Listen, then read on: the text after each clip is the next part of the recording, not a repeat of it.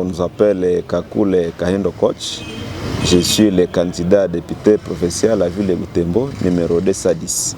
J'ai voulu être candidat à cette nouvelle mandature parce que je suis le président de la FENAPEC. Je suis en train de voir comment et combien de fois les commerçants sont en train d'être volés et tracassés par les agents de l'État, soit même rabaissés par les députés, que ce soit au niveau provincial qu'au niveau national. Ils ne permettent pas aux opérateurs économiques de faire un peu leur business parce que nous sommes en train de parcourir. En plus, je suis parmi les fiscalistes de la ville de Butembo.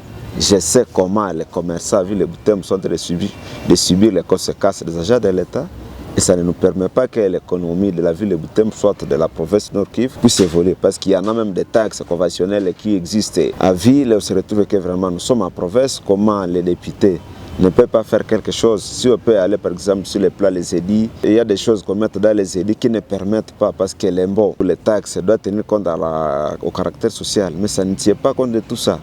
Et même si la loi des finances, vous arrivez par exemple au niveau de la DGI, on va vous parler au lieu de payer les chiffres d'affaires, au lieu de payer les bénéfices, on dit non, vous allez tenir compte des chiffres d'affaires. Et vous retrouvez qu'il y a des choses qui ne permettent pas l'évolution du commerce au Nord Kivu. Même si on peut aller aussi les plans économiques, au sein du service de l'économie par exemple, on devrait avoir des zones économiques, par exemple Est, Ouest, il y a des tarifications qu'on devrait mettre. Moi, on se retrouve qu'on prend toutes choses à la générale. On dit si par exemple vous allez payer les impôts ou taxes sur les devaces, on les prend en général. À un certain moment, nous faisons Kinshasa, nous savons que comment les Libanais fonctionnent à Kinshasa. Et on tient compte de tout ça. Si même si des plans dans le secteur de l'hydrocarbure, il y a le pétrole, on met un forfait sur les plans pétroliers et que les pétroliers, les autochtones n'ont plus droit de faire le commerce du carburant, tout ça, on se retrouve que comment nous avons les élus, mais au lieu que les étrangers puissent rester dans les secteurs de vente agro, mais ils sont même dans les détails. Même si vous arrivez ici à Butembo, il y a des condamnés à la cour des charges, il y a même des Chinois qui sont ici, même des Pakistanais, même des Égyptiens qui viennent avec même les assiettes. Ils les vendent dans les parcelles, mais les services de l'État ne font rien, ne donnent même pas la chance aux nationaux de faire un peu le commerce. Il y a une loi qui dit que les nationaux doivent faire le commerce à détail, pas les étrangers. Moi, c'est tout comme les étrangers font le travail agro. Très loin, même si on devrait arriver très loin. On sait notre frontière de Kassine, c'est une frontière qui est déjà naturelle, qui est là. Mais la population de la ville de Butembo, soit Nord Kivu, n'en bénéficie pas à rien. Mais ce sont les agents de l'État qui bénéficient. Parce que si je peux aller avec même des exemples typiques, vous allez décharger, soit de douaner votre conteneur à 18 000 $, mais on va écrire 4 000, 5 000 sur les bordereaux, au sein de la Cadeco, on se retrouve que c'est ça le montant qu'on devrait payer. Et la vie devient chère à la ville de Butembo parce que les services de l'État, les agents de l'État ne les aident pas. Raison pour laquelle, la voyez, tout ça, si on peut aller même dans la magistrature, ça ne va pas. À un certain moment, on crie que les prisons, comme nous sommes ici à Ville de Butembo, il y a même une multitude, il y a 1000. À un certain moment, quand j'étais même président de l'université civile congolaise à Ville de Butembo, j'avais décrié quand les ADF sont venus prendre les détenus, environ 900 détenus, et les transformer en ADF. Mais nous avions réclamé, il y avait même déjà les innocents sont là. Il y en a même ceux qui sont attrapés parce que, à un certain moment, étaient dans les conditions de l'état de siège, il y avait le couvre-feu. Même aujourd'hui, il y a ceux qui sont dans la prison centrale au Sénégal Kwangoura, parce qu'ils étaient attrapés à la patrouille, ils ont manqué quoi donner aux OPJ, soit aux magistrats, ils sont là.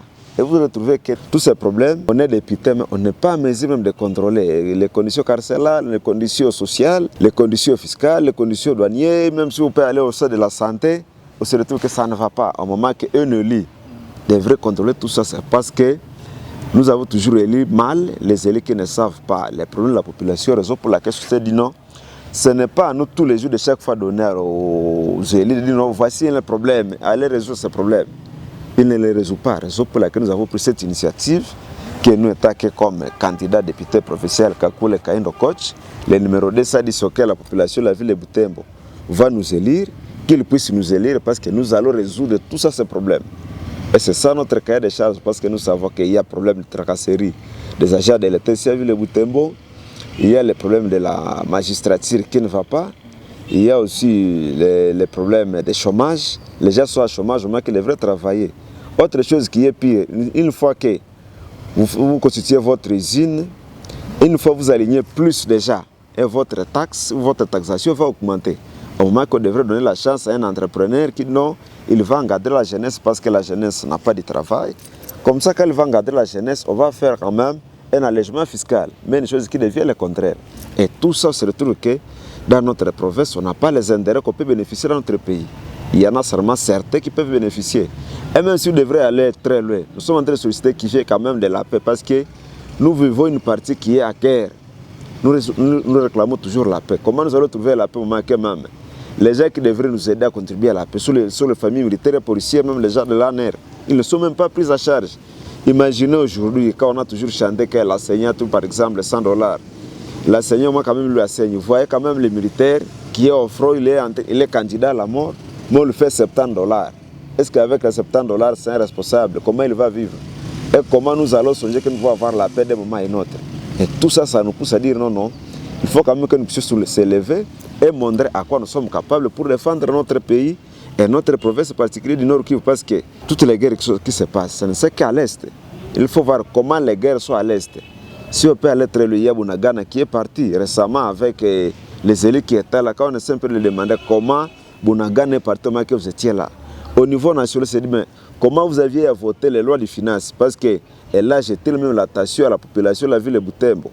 En général, en RDC, parce que les députés nationaux que nous avons eu à voter, ils ont déjà voté une loi qui va exterminer le commerce à la ville de Butembo. À un certain moment, j'étais m'incarcéré parce que j'avais réclamé que l'État financier, c'est une taxe qui va ravager, qui va terminer toute l'économie à la ville de Butembo.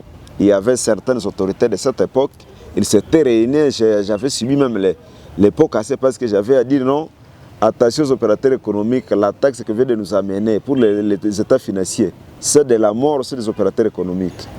Vous voyez que même maintenant aujourd'hui, les députés nationaux, ils viennent de voter un projet de loi qui est à court d'un moment à l'autre, peut le signer d'ici le 31 décembre. Si la commission de l'ECOFIN au sein du niveau de l'Assemblée nationale n'essaie pas de les bloquer, mais ça sera la catastrophe parce que une fois que vous avez fait un état financier avec les données erronées, la pénalité c'est $40,000. Et là je répète, c'est $40,000 pour la pénalité pour un opérateur économique qui vient de le faire pour la première fois. Un opérateur économique qui est habitué à faire les états financiers, il va payer la pénalité de $80,000. Et cet argent sera recouvré par le canal du parquet. Et on se retrouve à un certain moment que les députés que nous avons toujours élus ne savent pas comment le commerce circule. Quand vous faites ça, non, hein, quelqu'un qui n'a pas fait ça, l'état financier, c'est ce qui, ça devient comme si c'est une taxe ou un impôt qui vient de remplacer tous les impôts, ça vient de ramasser tout. Et on se retrouve que moi, en tant que fiscaliste, en plus j'aspire d'être candidat député et demain je vais être un honorable. Comment je peux me rester bouche bée à une chose que je sais que non, non, voilà, demain on va exterminer notre village.